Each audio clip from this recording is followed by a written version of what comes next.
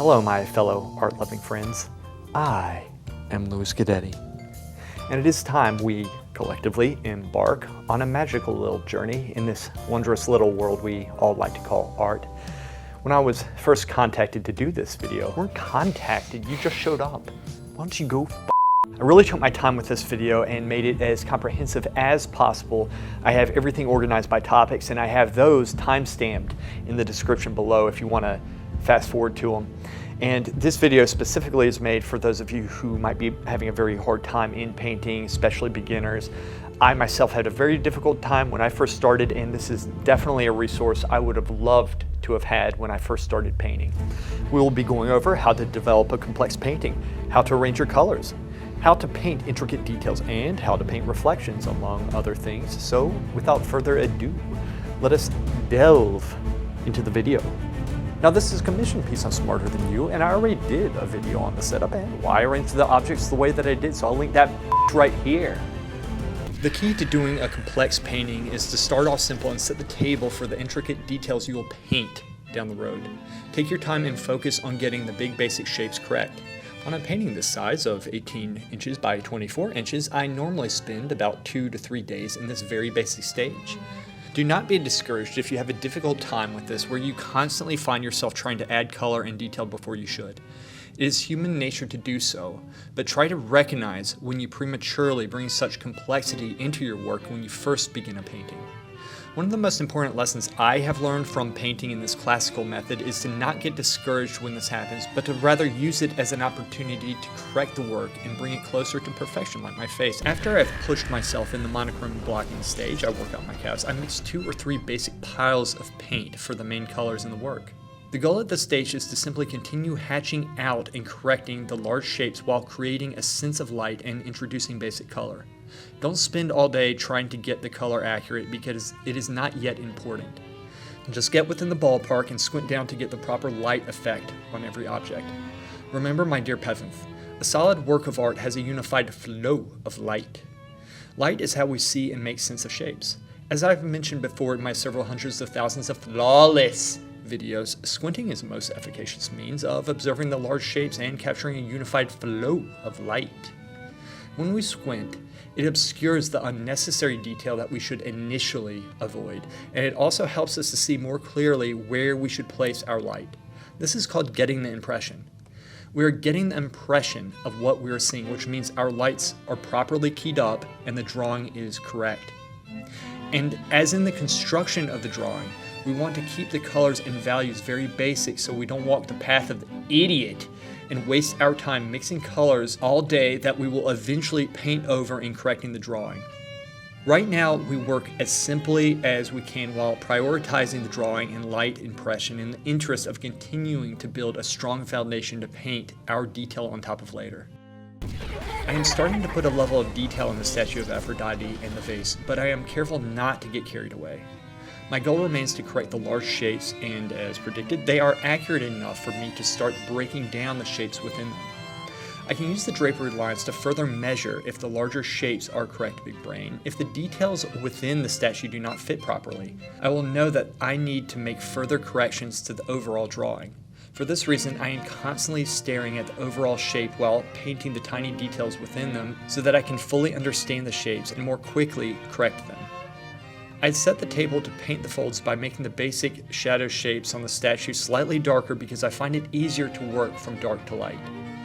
This way, I simply squint down and paint the folds in a slightly lighter value than the shadows, which makes them pop forward. In building the statue up, keep it very basic, keep it very simple, and then we slowly start hatching out these shapes. And let me show you how I essentially broke it down and started going from the outside part into the inside and getting the impression of the folds. Once we have these basic widths correct, which we're constantly correcting the entire time, then I'm going to find a very prominent point here, which would be in the center.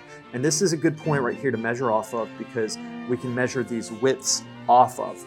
Now, if I've done this right, and we have a basic block in with the basic shape, or light shape here, this should be slightly darker. So what I can do is bring some of these folds up in value. which is what I do. So I start hatching in these basic shapes here, and that's what I'm looking for. And then instead of just having these points to measure off of, now we have more points to measure off of. And do you see how we break it down? The concepts in drawing are actually very simple. They're just hard to grasp, and they're hard to do, rather. But the concepts are very simple. You start off very big and basic. You start off very big and basic, and then we slowly start breaking those shapes down. And those shapes have to fit within the larger shape. Otherwise, the larger shape is incorrect, or the shapes within are incorrect. They all have to be correct. That's why we look at everything at once. That's the key, is looking at everything at once. And the way to get the values is squint down and slowly start opening our eyes and bring the light values up. And that's how we essentially do the folds. I normally mention bringing the light value up from the darks. Obviously, if you got something too light, you can always go back into it with the dark. And the way that I do that, I take a dark brush and make sure you have just the right amount of paint on. You don't want a lot of paint on that brush. And then what I do, I press into the value that needs to darken. And so I try to push the paint in and pull the other paint off. And that way it keeps a thin stroke, which is optimal for darker values. For the pot, I start placing some detail in as well. Though I am starting to push the light values and touch on some of the highlights, I still leave the brightest highlights for the end. It is important to note that I only did this because I perceived the basic drawing to be accurate enough to do so. For the cup, I am simply squinting down and painting reflected light in the shape and the color value I see them in when I squint. When drawing the highlight, I don't just measure it based on the information of the cup itself like the mongrels do. I also compare it to the other objects in the scene by visualizing a horizontal line crossing through it, and I ask myself where that line intersects the other objects. I do this vertically as well.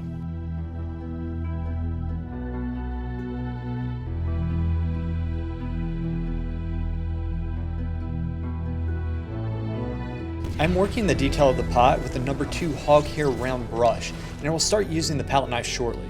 Using a combination of the palette knife and the small round brush enables me to more finely detail the pot and give it a more sculptural and chiseled look like my 6-pack, while giving it a nice texture along with some much needed variation.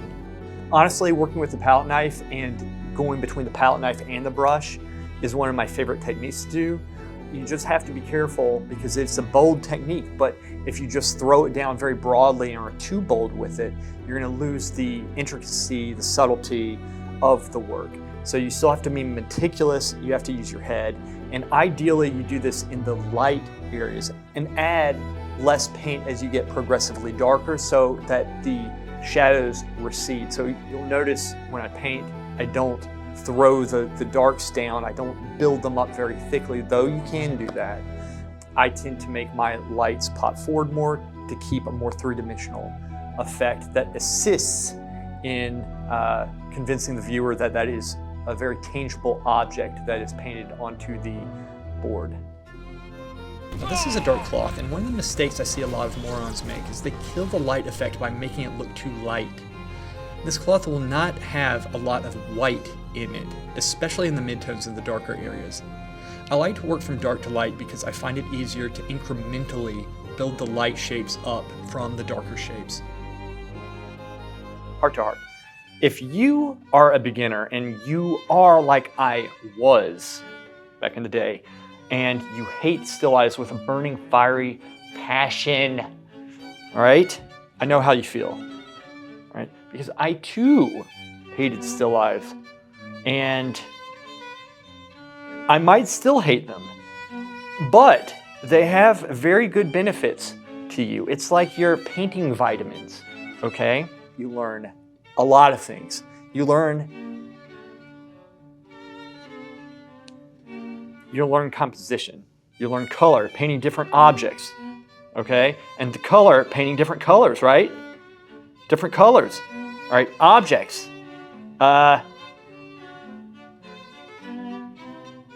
It increases your patience. And potentially it's a good painting. Now, Now, the advantage of doing a still life over a live model is absolutely nothing. Just kidding. The advantage is that you don't need to pay it all the time, right?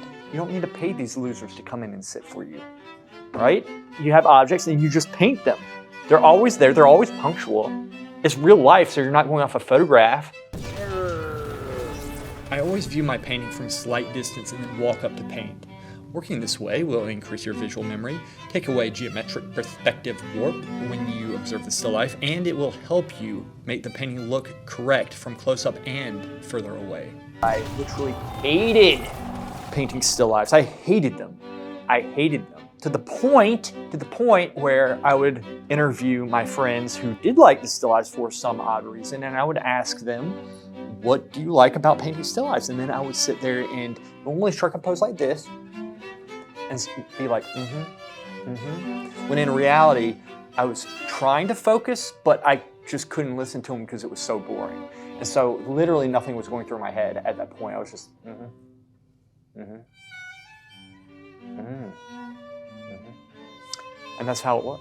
So I was back to square one when I went back to the still life, and I'm not kidding about this. In all honesty, unfortunately, still lifes are a great method of learning how to paint properly. Painting still lifes is one of the best things that you can do for your art. And I half enjoy doing them now. As you can tell, with this brilliant masterpiece of a still life, I did with zero effort on my part whatsoever. Got a lot of questions from a lot of buttholes about how exactly to go about painting intricate cloth. It's quite simple. Essentially the same method that I use for doing reflected light. You squint, you just worry about the basic shapes and the light values, right? So drawing and the light values. Now once I start carving out these shapes, I don't polish them to a finish. I simply mark the big basic shapes and then I start comparing them. So I'll find the points that stand out the most, and then I'll keep on shifting them around until I lock them into the place, and then I kind of grow the information from there. And let me show you what I mean. Now this is a detail of the finished piece. And so once I got the drawing correct, I essentially went through and started carving out these shapes. And I brought the light up in certain areas and down in other areas, but it was all very subtle because you want it to be, because this is a very subtle area. So it was very important that I kind of got the value correct. So when we squint down, it slightly darkens everything, which is perfect because then we can bring the light up, and if we need it darker, we can still bring it down, but we got it in the ballpark. And don't just start refining the floral pattern once you put it on. In this case, it's a floral pattern. Simply go through and mark certain points here, here, and then measure this distance here. And then, for example, over here, very obvious points, that's what we're looking for, right? These obvious points here, measuring these distances right here. Plumb lining horizontally, going across, and see the distance of everything. We're trying to relate everything to the other. And in this way, we build the drawing up and we continue to carve it out, but we're always squinting down at this point. Even though we're opening our eyes, we still have to squint back down to make sure that the light impression is correct. Using a 4 filbert Princeton synthetic brush, I slowly and precisely carve out the lighter patterns in the cloth.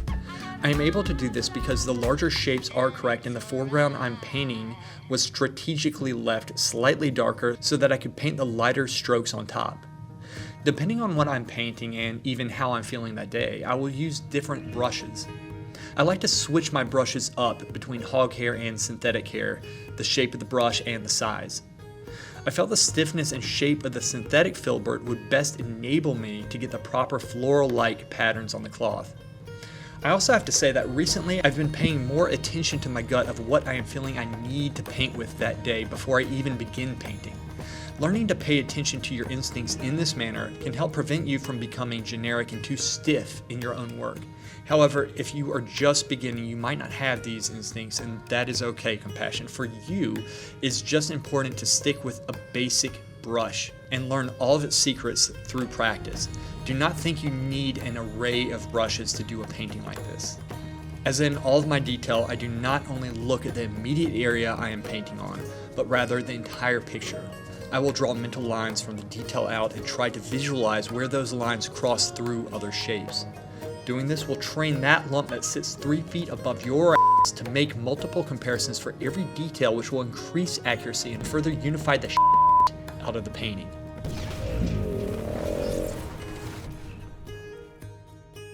Here's a breakdown chart of my palette. Take a screenshot of this if you like. I have listed the colors I mixed to produce each color to give you a rough idea of how I decided to organize my palette. The colors I'm using are ivory black, ultramarine blue, cobalt blue, alizarin crimson, cadmium red, yellow ochre, and creminous white. I am keeping it simple, only using walnut oil for my medium, and I use it sparingly. I find that walnut oil does not yellow as much over time as linseed oil does. I mix a range of values for the objects underneath these basic colors. I like to organize my palette this way because it helps my organization during the painting process. I don't need to continuously mix colors. I simply mix between the piles of color to modify their light value, and I will tint them with the proper color from the basic colors above. I find this method of paint organization enables me to maintain a strong field color while making subtle variations that are interesting, as well as saving me time from having to always mix the little bits from scratch. Now, if you are an idiot and you need a specific way of organizing your palette, I have just the thing for you right here. This is how I organize my palette. I completely invented this. I have never been trained in my life. We organize it from dark to light. So right off the bat, right off the gate, we're just organizing this shit. All the colors from the tube are up at the top, except the green, which is a combination of ultramarine blue and yellow ochre. Okay? And then the orange. Boom! Between these two. And then sometimes I do mix with purple. So those are secondary colors, and I do that so that we can make it very spontaneous when we need that color. I don't need to, for example, if I need orange, I don't need to go to the red and the yellow. I just take some orange. It's already mixed for me. And if I need it more red, I can just add a little bit of red to it, but it cuts out a step. It helps you to be more spontaneous when you're having to focus on other things in your painting. Then I mix my piles of paint right below it. This is for the gray cloth, predominant cloth in the painting. This is the copper cup for the most part, and I can tint these colors right here with these colors to form the pot that is so beautifully painted on our left. And of course, these are blue colors, which is the blue cloth, all from dark to light. I think of two things when I mix: how light or dark the paint should be, and then the color. So simply, I choose how light or dark it should be going between these, and say it's in this value range. I'll take my brush and mix between the two here. I'll get the pile of paint right here, and then I will tint it from above, whatever it needs to be tinted with. And that, my friends, is how we frickin' mix color. As you can tell, I am building the painting up evenly. Working all around the piece will force your ass to see the entire painting at once, which will help you to not tunnel vision your work like a butthole. Tunnel vision will result in a painting that is unbalanced and broken up. Working all around the painting and building it up evenly in stages speeds up your workflow tremendously. It also helps you to develop the habit of looking at the entire piece all at once, which is freaking invaluable. Throughout the entire painting, I am in the private jet. I have worked into the background to slowly develop it in tandem with the rest of the piece. I continue to carve the shapes out, always striving to work from dark to light. The cloth went from being a big basic shape like you to being more refined like me because I formed a solid foundation for the details from the start. Intellectualism. I am hatching these shapes out now, and I will constantly circle back around with a fresh eye and further correct them and refine them until I've made them my It is incredibly important as a painter to be able to spend a lot of time on a painting, and I'm talking about 2 or 3, 4 months. In this case, it was 4.5. The reason is because that's how we get better. You really push yourself past what you think you can do. It increases your patience. It helps you to push your technique much further along. Your eye grows tremendously because several points during the painting process you can't see anymore, so you have to learn to overcome that. It's incredibly important. However, doing long paintings, you do run the risk of floundering in your painting, kind of painting in circles, because we lose the mentality of actually finishing something. We kind of become scared of finishing, which is kind of a strange thing. So I highly recommend doing some quicker paintings and studies, like some alla prima, some the one-shot paintings and such, to supplement this work, because because that will help you to organize your thoughts, loosen you up, paint more efficiently, and get something done within a day, because you have to go from start to finish all within a couple hours. So doing both types of work for an artist is incredibly important for growth. I go back into the shadow of the pot. I constantly try to push the work by adding in subtle details. In this case, I want to clarify my brush strokes so the painting does not look too stiffly painted. Sometimes I will go back into a part that seems finished because I might need to make subtle corrections. Even if I can get away with it, I try to hold myself to a high standard of correction so that I don't develop the bad habit of compromising in my work like other artistic peons do. Being true to reality will pay off when you are able to capture its subtle beauty. I use a combination of brushwork, palette knife technique, and good old-fashioned grit to detail the flowers.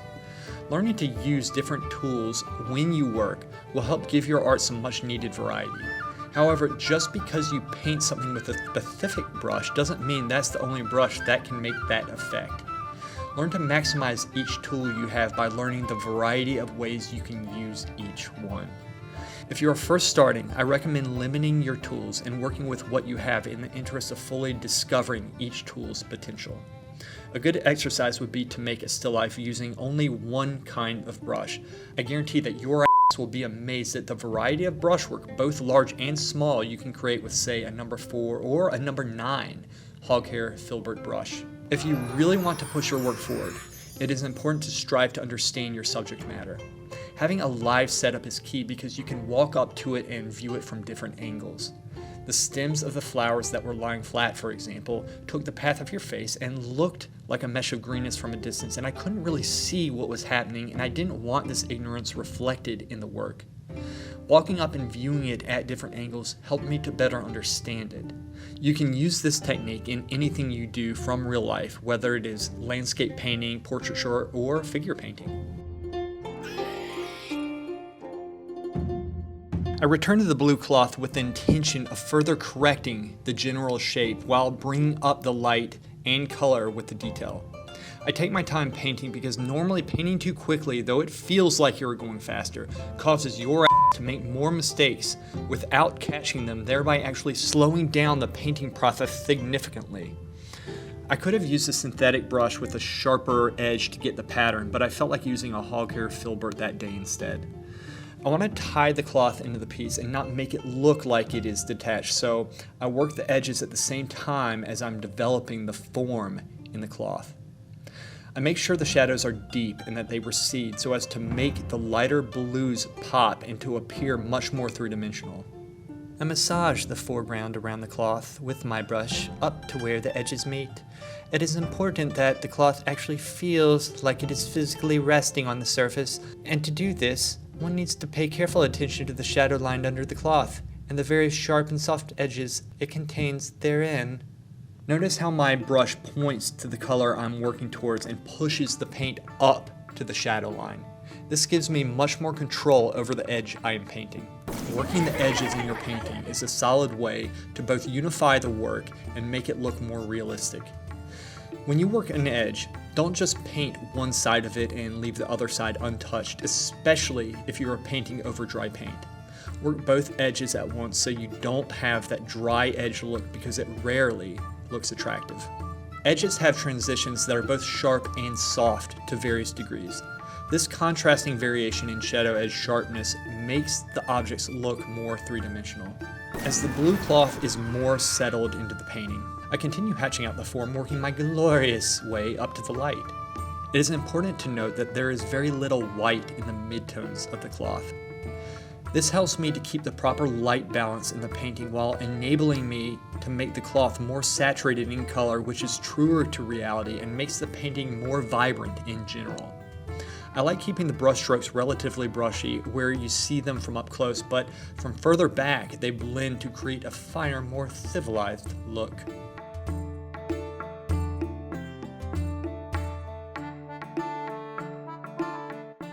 Since the statue of Aphrodite is the center of attention, I wanted it to stand out, and I used a combination of techniques to do this. I wanted the statue to have a more sculptural feel where the paint is thicker and actually physically pops out of the painting, so I laid some thick paint down with the palette knife. When I am painting something that is white, I create warms and cools to subtly play off of each other, which makes it interesting to look at and more realistic. I will alternate between a fine synthetic brush and the palette knife to lay the paint down properly. I will lightly sand this down a bit later so as to take away some of the tooth and make it more agreeable a surface for a smoother statue look. All right, so I'm essentially just using my brush to smooth the paint out as you can see here. And I'm doing this because I really do want the statue of Aphrodite to pop forward. When you work this technique, you want to think like a sculptor and you want to kind of make the paint thicker in the lights, medium thickness in the midtones, and then receding to the darks where I wouldn't have any thick paint at all because you don't want it fighting with the light. You want the light popping forward. It's important to take your time with this. I go back and forth between the palette knife. Sometimes I'll lay the paint down with the palette knife. Sometimes I'll do it correctly at first. Sometimes I'll mess it up. I've messed paintings up like this before, which is okay. You just go back into it with your brush later, and you can do a combination of using the brush and the palette knife. So don't think just because you lay the paint down at first that it needs to stay there. You can move it around, right? Paint's very three-dimensional. And so this is one of the techniques that I'm doing, but I'm also smoothing out because, like I mentioned, I want to have a very statuesque, a much smoother look, but it needs to have, some oomph to it. It has to be solid. So that's essentially what I'm doing, all while paying attention to color. And I'm running the risk of it being washed out, meaning it's too bright. But overall, it works. I've also found that working with the palette knife makes me appreciate the intricacies of the brush and helps contrast those intricacies against the palette knife. So in essence, I learn about the brush, oddly enough, by working with the palette knife and vice versa. So those two kind of play off each other quite nicely. To further assist me to draw attention to the statue, I did what is called haloing, which is a technique you can use to make an object even more prominent in a work. Normally, when you stare at a light object that is close up, you will notice a warm glowing edge, especially if the background is of strong contrast. I subtly paint a mixture of alizarin crimson and cadmium red into the darker background color along the top of Aphrodite's head. This creates a subtle glow effect that will make the statue pop, and if done right, it will not dominate that area, but rather bring it to life without being recognized at first. I'll do this effect while working the edges of the object, and I normally save this for the final stages of a work. It is important to pay careful attention to the edges because you don't want them appearing pinkish from accidental blending. Take your time and slowly refine the immediate background along with the edges at this stage.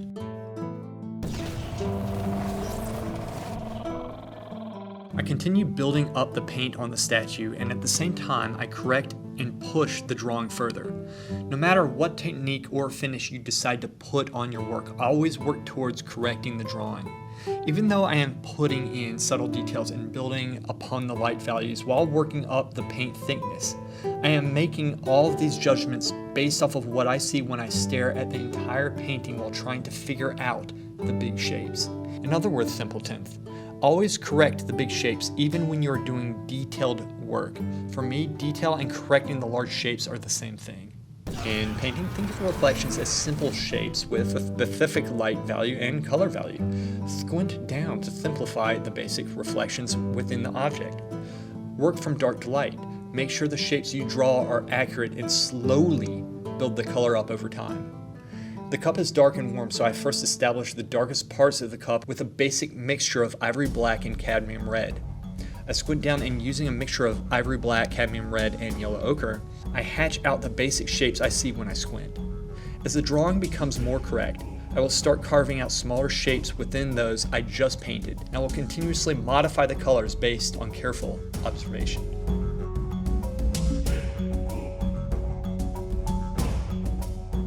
Now, there's been a lot of questions from specifically the lesser peon mongrels about reflection, so I'm about to show you how I get these big done. Photograph of the pot, and what I want you to do, I want you to squint down, worry about two things: the light value and the shape, okay? The shape, light value and shape.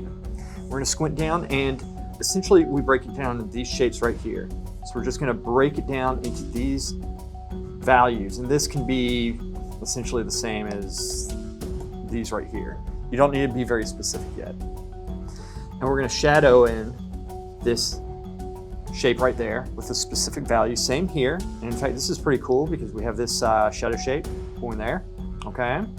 Now, once we fumble around with this for a little bit, we get the drawing correct. And I would do perhaps maybe a mixture of ivory black, cadmium red, and then you could start adding some yellow ochre to lighten it up. Try to refrain from using white at first. That really kills light effects, especially with this. That's why we always squint. Once you get that, son of a bitch, we open our eyes some, and when we do, this is what we see. We see more shapes. And so then we start hatching out these shapes. We slowly start bringing the light up, the color, and just getting more specific with the shapes, all the while paying attention to this entire big shape. And that, my friends, is how we do reflections. I like how I built up the paint on the statue, but I felt like it needed to have a more subtle feel to its texture on Mighty Boxer, so I decided to lightly sand it down in some areas. I tried to make the darker areas slightly more smooth so they recede from the heavier lights. Normally in a painting, you want the darks painted thinner and the lights thicker. This will create a three-dimensional vortex that will make the painting seem more realistic, which in turn will explode the viewer's face. Being that I have expertly worked up the lights in the statue of Aphrodite, I shift to the highlight of the cup and continue to work on it. I purposefully left the highlights until the end so I could make them stand out more. Here I shifted from Kremnitz white to titanium white because the titanium white is whiter and much more pure, like me. Essentially, I am paying close attention to the overall light effect in the still life while breaking down shapes, detailing, and specifying color.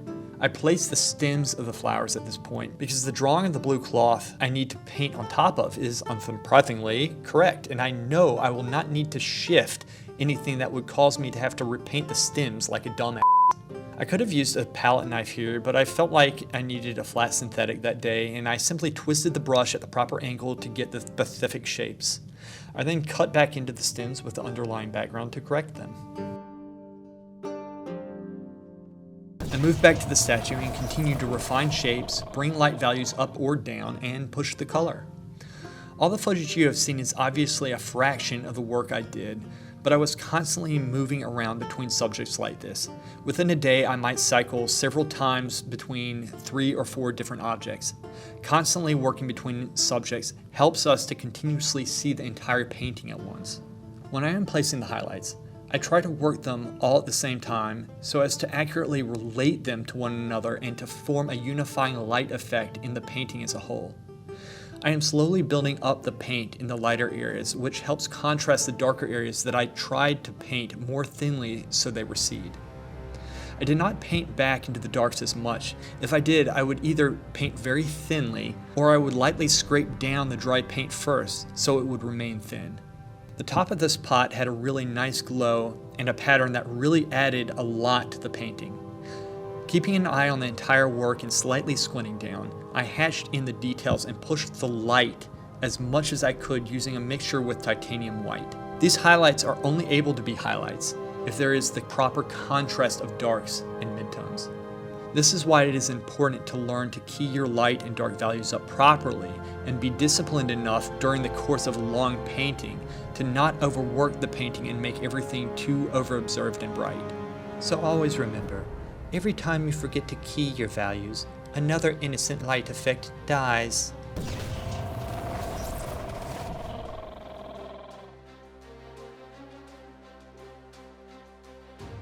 I've been live streaming my studio work on Twitch a couple times a week. You can keep up with that schedule in our Discord. All the links are below. If you have any questions on this painting, on the still life, the video, anything, just leave them in the comments below. Thank you for watching. Until next time, you guys take care. You're such a piece of shit.